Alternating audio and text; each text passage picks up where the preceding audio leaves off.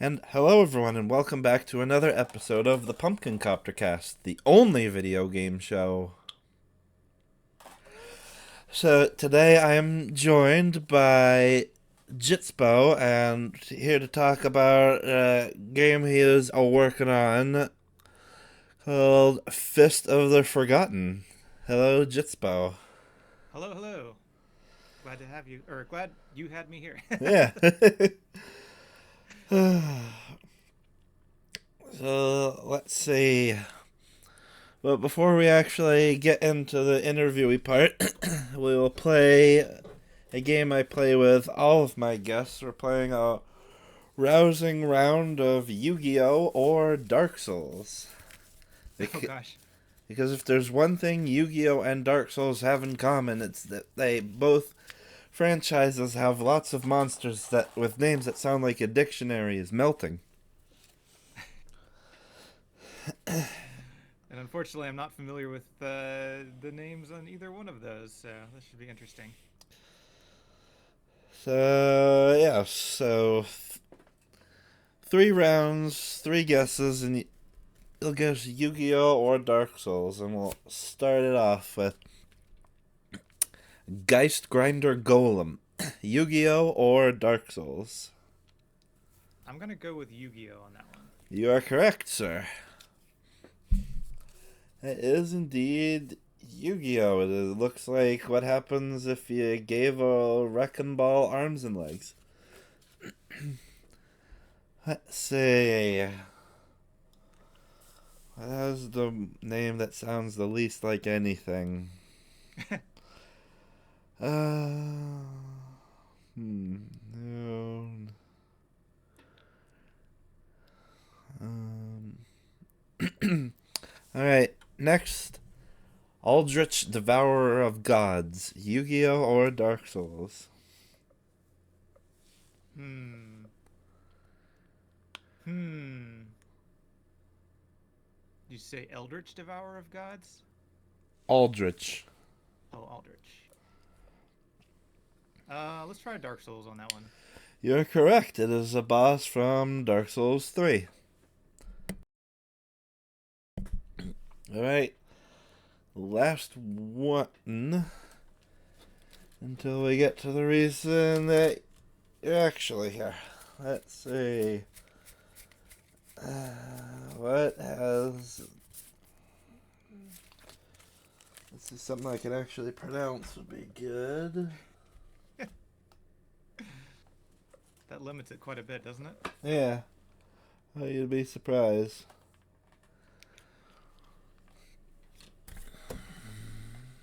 Um. Pick things up better. Let's see. Last one. Dark Guardian. Yu-Gi-Oh! Or Dark Souls? Hmm. I'm gonna go with Yu-Gi-Oh on that one. That is correct. So, with that out of the way, we can get to the reason you're actually here. So, Jitspoe, how about we start with you introducing yourself to all five of the viewers who are going to be watching this when it goes up. Well, I am a game developer. Obviously, I started kind of my game dev journey. Well, gosh, I guess it was technically back in the days of Basic and QBasic, kind of messing around with some stuff on floppy disks and all that. But I got into professionally got into game development working at Red Storm. I'd done a little bit of modding and stuff. I guess I'd technically done some stuff that was sort of commercial, but nothing that really quite took off. But yeah, I worked at Red Storm, worked on a couple Ghost Recon games and a couple Far Cry games at that studio. And then I went to the studio that Cliff Blazinski started up Mm-hmm. called Boss Key Productions because he was working on more of my kind of dream game, more of an arena shooter style game called Lawbreakers. Um, Unfortunately, the arena shooter kind of fast paced vertical combat stuff did not really take off the way we were kind of hoping, Cliff kind of predicted that since games kind of the trends in games kind of ebb and flow and come and go. Um, since arena shooters had been kind of out of favor for a while, he was kind of banking on them coming back, and they never really did. So, unfortunately, Lawbreakers did not do particularly well. And we did a battle royale called Radical Heights, which, considering how little time we had to work on it, did fairly well, but it was a little too late, and the studio ended up shutting down. And I decided that rather than go back and work at a big studio or another startup, I'd do my own thing, and like felt like this was around the right time if I was going to do it, to Hmm. try doing my own indie project, and then I'd only have myself to blame if things didn't go well. Um, so I started up Lone Wolf Studio. It's spelled WULF because my last name was Wolf, so it's just me, a solo developer at Lone Wolf Studio. Yeah. And um, I started working on Fist of the Forgotten, which my intent was to work on that for like 2 years. I thought, kind of a silhouette styled platformer would be something I could knock out, but it always felt like it was about 2 years off in the horizon. So after 2 years of working on it, it felt like, it would be another 2 years of development. And then after that 2 years, it felt like it was going to be another 2 years. And so it's just in this perpetual state of being about 2 years away from being done. Hmm. um, so that's kind of where I'm at. I also worked on some mods for Quake and Quake 2, most notably the paintball mod. Some people may be familiar with Digital Paint Paintball 2, which I still do occasional updates to this day. Uh, not as active as a community as it used to be, but we do social Saturdays every other Saturday to keep a focused time for people to jump in and play. So it's still a lot of fun. We just had one yesterday, so had a good time with that. Okay. And like, when would you say you were introduced to like video games, just like in general? Oh gosh, I don't know. I was pretty young, but that was back on like an 8086. My dad got a floppy diskette that was like basic games that were just is just literally a 5 1/4 floppy diskette full of games written in basic, and you could just pop those in and play them, and I could kind of look at the source code and sort of comprehend what was going on, but I wasn't really able to make anything back then because I was pretty young. Um, so, gosh, I'm trying to remember when that was, but I was probably maybe 8 years old, maybe Huh. 8 to 10, something like that. And what would you say was your favorite game and or games growing up? Um, so early on, I think my favorite game that I spent the most time on was Stunts. It was a racing game, um, and it had a track editor in there, so I could get in there and actually do some, you know, you might call it level design. Um, that was somewhat primitive, but it was a good time building tracks that I could glitch the AI out on and and actually beat. Because when I was young, there was this one character, Skid Vicious, that was like really really good and would beat me on the other track. So then I found ways to like set up jumps in certain positions so that it would break the AI, and then I could beat the hardest character in the game. And what would you say is your favorite game and or games now? I am, um, I mean, it's not now, but Lawbreakers was definitely probably my favorite at the time. Well, definitely my favorite at the time. It's that kind of fast-paced multiplayer shooter with lots of mobility and lots of verticality. There hasn't been much that's quite scratched that same itch recently. Although it sounds like Titanfall 2 is kind of coming back, so I need to jump in that while I can. because I played that a while back and had fun with that. So, but yeah, I mean, some of the smaller arena shooters, sometimes I'll jump. The communities are usually pretty small, and of course, paintball too. Still play, still enjoy that. Okay. So mostly just first-person shooters with lots of mobility. Mm-hmm. And so, if you were at a convention and someone was walking by the booth you had, what would be like the elevator pitch you would give them to like get them intrigued about Fist of the Forgotten like as quickly as possible? So the Fist of the Forgotten kind of mentality I had was bring a lot of the mobility that I've enjoyed from kind of retro FPS games to the platformer space. And I know there's probably a lot of platformers out there that have explored all kinds of mobility, but specifically, I really like the ramp jumping in Quake, and I call it double jumping in Quake 2, but it's a little bit different than your traditional double jump. Mm-hmm. Some people call it a ledge jump, where you basically maintain your momentum as you're moving up, and if you jump, it is additive. So if you jump and then as you're moving upward, you catch the edge of a box or something like that, you can jump up again. You can get a lot more mobility.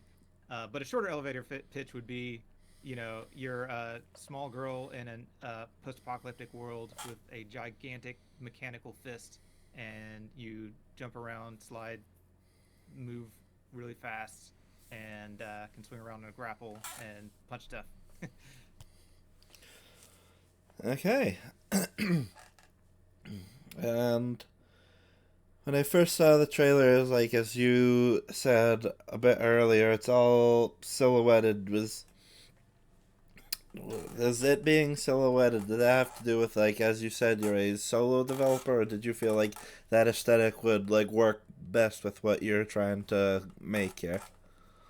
It was a combination of wanting a unique aesthetic and something that was kind of visually interesting, that would stand out, and also having to not do thousands of UV unwraps and textures and such. Mm-hmm. So, it was a combination of kind of having a unique style and something that will cut down on the development time necessary. Okay. And like as you said, as most people can probably guess from the name and like the sort of banner on your Steam page, it's about a big ol' metal fist that the character you play as gets. Like, what made you want to like have like that be like the chief, just like not just weapon but way of how to do game good in the game? Um, I Part of it was I just really liked the aesthetic of kind of like a small character with a giant weapon, Mm-hmm. and so I was kind of going with that, and then I felt like having that fist, it provides both combat capabilities and mobility. So Mm-hmm. there's a lot of things you can do. You can have it, grab onto ledges. You can fire it off, kind of like a rocket fist, and then it has a tether to it that lets you swing around like a grapple. You can do, charge attacks, and so it kind of lets you move around and have combat, and it also, keeps the combat range somewhat limited. So the it's like, I don't know, you feel more up close and personal with the stuff you're fighting with, as opposed to something more in the lines of Contra, when you're kind of running along and shooting projectiles at stuff in the distance. So you're having to make constant split second choices. You have to attack stuff that's right in front of you. So you gotta time your punches and your movement, and just kind of get that flow going. So I think it worked out pretty well. Mm-hmm. Looks good from what I've seen. And combing through the screenshots on the Steam page, and like, what made you settle with the sort of like aesthetic for the robots that are trying to squash the main character like a bug. Well, the first robot that's trying to squash the main character was kind of what I came up with when I was trying to think of, like, where does this fist come from? So I had, the initial aesthetic of this character with a giant mechanical fist, and then as I'm building the game, it started off as a very simple concept, and then it's like, all right, so where does this come from? Well, it makes sense that it was some like ancient technology, uh, some robot thing, and doesn't necessarily have to be ancient, but that's kind of the story that I came up with.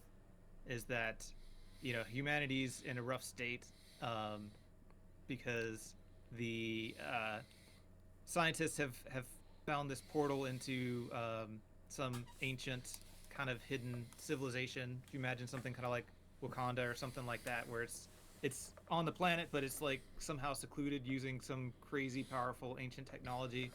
And so they're kind of researching all this stuff. And then as a character, you're one of the few survivors of humanity. Something's happened to your family, and now you're kind of on a quest to figure out what happened to your brother. And so you find one of these portals and go into this world, and then you face off this robot. And then since your parents were relic hunters, you have the technology that can interface with this, and now you're able to use this giant fist to kind of continue your quest and fight your way along to find out what all happened. Okay. And like again, as you've said, and as can be seen in the trailer, like the fist is not just how you punch thing good, it's also how you move good. And like, are there any games you've worked on in the past that have given you the idea of having like the weapon be like used for combat and mobility, or is that just something you came up with as you were like turning it from like just an idea into like a full product? That was actually a big factor in Lawbreakers because we had these zero gravity areas in Lawbreakers, Mm-hmm. and you could actually use your weapon to shoot and propel yourself through the zero G areas. And we even implemented a feature where you could press a button to basically aim your weapon behind yourself and fire to push yourself forward, so you can actually kind of better see where you're going as opposed to turning around and firing backward and then you know looking around trying to figure out where you are. So there's a huge kind of trade-off between using your weapons for combat and mobility in Lawbreakers. You had things like rocket jumping and stuff, so you use your rockets to um, create an impulse and launch yourself. We had some characters that were almost the opposite, where you had the mobility that was also a weapon. There was one character that had we called it laser boots in development, that Mm-hmm. ultimately ended up being called raycasters. But basically, the mobility was you had a thrust that went kind of straight down underneath you, and you could kind of aim the mouse forward to lean forward and launch yourself forward and kind of glide around with that. But if you went directly over the top of somebody, those raycaster boots would kind of toast the person underneath you. So there was a lot of kind of interchange between mobility and combat ability.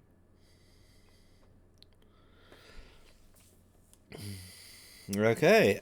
And let's see here. Um. So yeah, is there um? Oops, sorry. I'm just. Is there any other just not just like the robot design, but like the general aesthetic? Like you can see it in the background when you're something's not trying to smash you. Like I'm looking at some of the screenshots and like there's quite a bit of emphasis on just like how big. Like it's a 2D platformer, but there's like I think the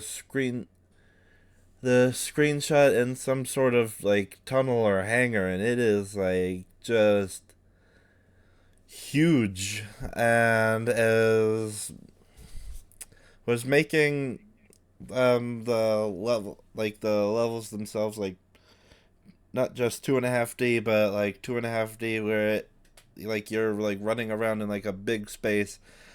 Was that like something that was always just like a part of the game when you started working on it, or did you feel like just having that kind of aesthetic would just did that just like come to you just somewhere in the middle of like development?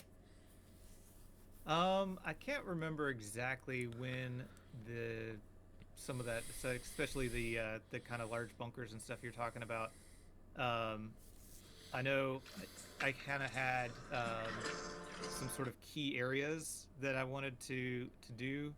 So the first area was kind of a Pacific Northwest kind of rural area, and then it would move into some more kind of industrial areas, and then like sort of abandoned, rundown, flooded cities, and then eventually you end up. Oh, and then of course the ancient forgotten civilization, um, and then eventually you end up finding the sort of remnants of humanity uh, burrowed into a mountain.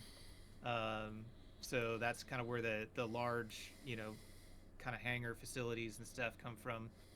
Um, or maybe you're talking about the train station. I'm not sure which screenshot you're referring to, but yeah, a lot of this is, is kind of ideas I came up with along the development of it as I was sort of figuring out um, where I wanted to go.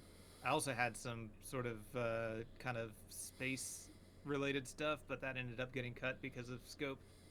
Um, so yeah, figure if I realized early on that it's like this is gonna be too much, go ahead and cut that now. But had a lot of cool kind of mood boards and aesthetics for some kind of Greeble kind of space tech area stuff, but uh, kind of cut that out for now. Mm-hmm. And like you used to work on like uh oh gosh, it is playing the trailer even though I told it not to. Ignore that, I'm a professional, I swear. So like you've worked on like as you said like triple you've worked in the AAA game space Hmm. in the past, and now you've moved on to the indie scene like aside from the obvious of like going from like a big studio full of like big resources to just working on this as yourself, hence the name of the studio. What are like some of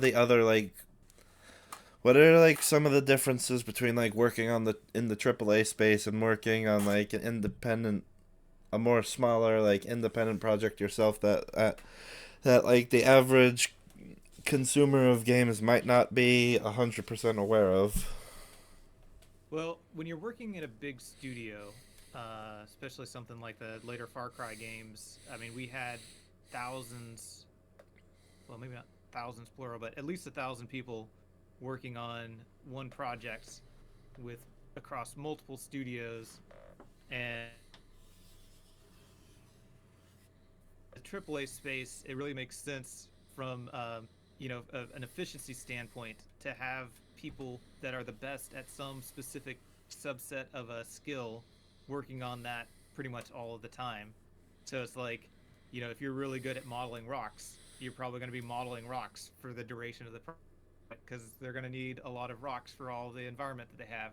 And so for me, I was doing gameplay programming, but specifically kind of a subset of gameplay programming that was focused primarily on uh, combat, like weapons, and Mm-hmm. I also did some player movement and replication stuff. Um, so like I love doing that stuff, but I don't.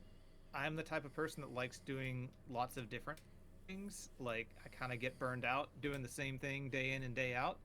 So it's very nice to work on either a smaller team or a solo project where I get the opportunity to work on a bunch of different stuff and learn lots of different skills. and do lots of different things. Of course, if you're a solo indie, that means that you end up having to do everything, whether you're good at it or want to do it or not. But I think it's a lot more rewarding to learn a bunch of different skills, and it's like, oh, hey, now I've, learned some of the basics of sound design, and I can keep making better and better sounds.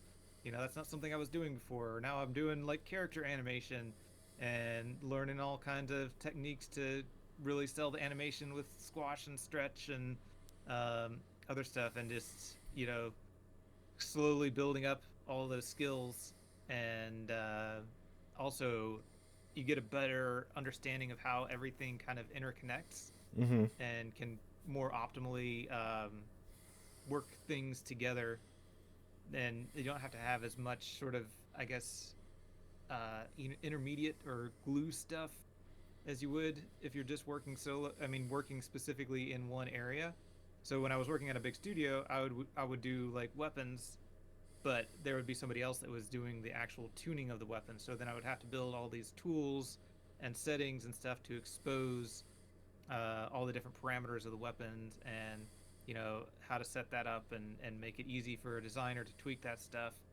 Um, Whereas if I'm just doing it solo, then I can be like, I want this weapon to behave in this way, and I can just program it to do exactly what I need, and don't have to do anything beyond that for much more general purpose stuff like I would at a large game that has to have 500 different weapons. Okay. And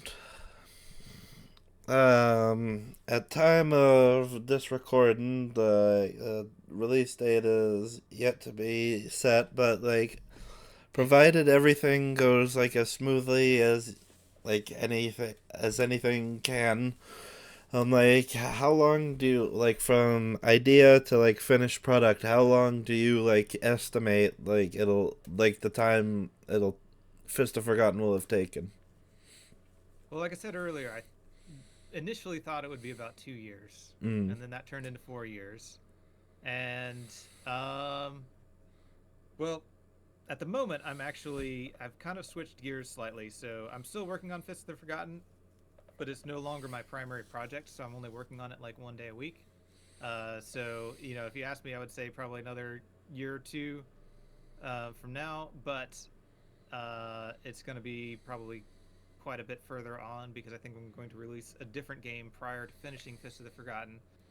Kind of going back more to my roots of fast-paced first-person shooters. Mm-hmm. I've started working on a retro FPS called Kook, which I've actually been working on. I guess it's been at least a couple years, but it was kind of my side project beforehand, and then it's kind of switched over into my primary project, because I feel like when I first started my indie journey, I did not feel like I had the the necessary skills to knock out a full blown first person shooter as my Mm-hmm. first project. But through the years of working on Fist of the Forgotten, I've really learned Blender and a lot of other tools for more rapidly developing things. So it seems like retro FPS is a lot more viable, and also the market seems a lot more receptive to those right now. I've been really struggling getting traction from the wishlist standpoint on Fist of the Forgotten. So I've kind of switched gears a little bit. Like I said, I don't want to abandon it. I'm still working on it as my secondary project, but the release date is probably going to be much later than if I was working on it just full time.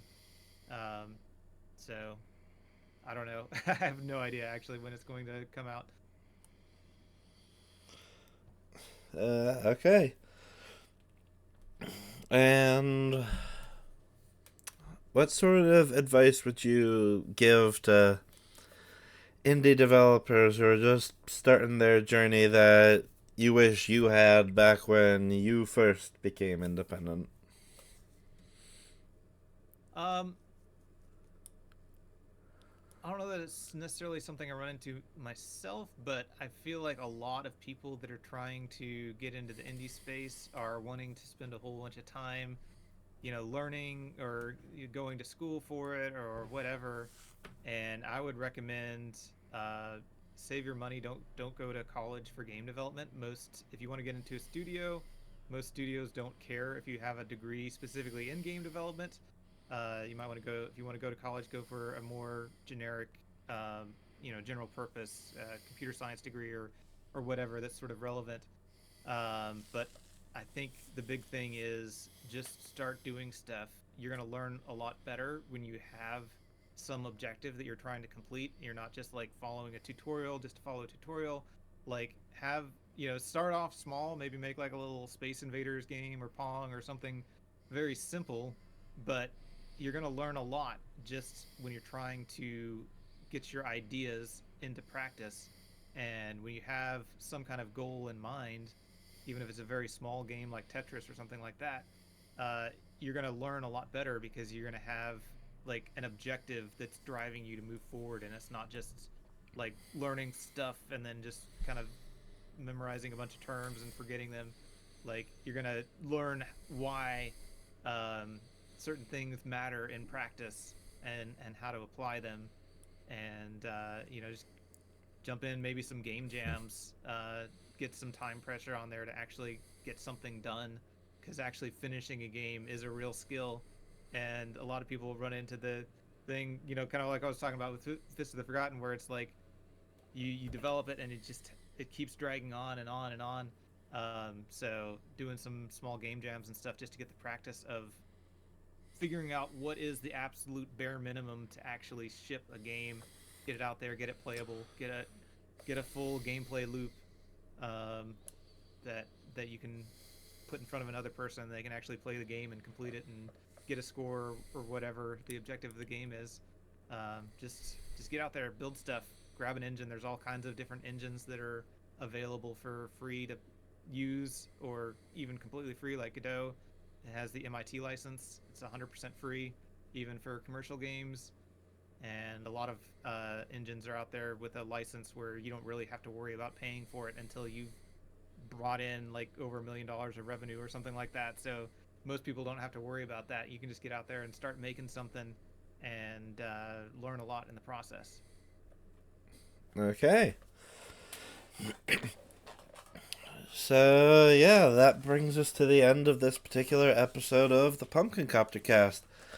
I would like to thank my guest, Jitspoe, for joining me, talking to me about Fist of the Forgotten, and if that strikes you as something you might enjoy, you can go and do what I did and wishlist it on Steam. And, yeah, is there anything else you would like to plug before we sign off for the day? Yeah, I actually do development live streams. So if you're curious about what it's like developing a game and want to see the process, you can go to twitch.tv/Jitspoe, Jitspoe. And I'm there pretty much every weeknight. Weeknights or weekends are kind of a wild card. Sometimes I'm doing dev, sometimes I'm playing games. But yeah, pretty much every weeknight I am doing development on either Kook or Fist of the Forgotten. So you can see what the process of working with Godot or Blender or whatever program I'm using at the time is like. And feel free to ask questions and, hopefully learn some stuff. Okay. So, you heard it here. And if any if any of the five of you have enjoyed this sort of interview, you can like and subscribe this video at youtube.com/thepumpkincoptercast. If for some unfathomable reason you have any money you would like to send my way, you can go to patreon.com/thepumpkincoptercast, where for as little as $1 a month you could submit questions for me to use in future interviews. And yeah, you can also find me on the Blue Skies, like at Big Debbie.